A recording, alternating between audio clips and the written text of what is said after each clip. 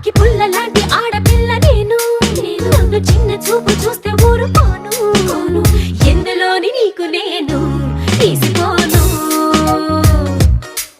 నా సంగతేంటి తెలుసుకోవా పోను అచ్చమైన పల్లె రాణి పిల్ల నేను పచ్చి పైరగాలి పీల్చి పెరిగినాను ఏరి కోరి గిల్లి కజ్జా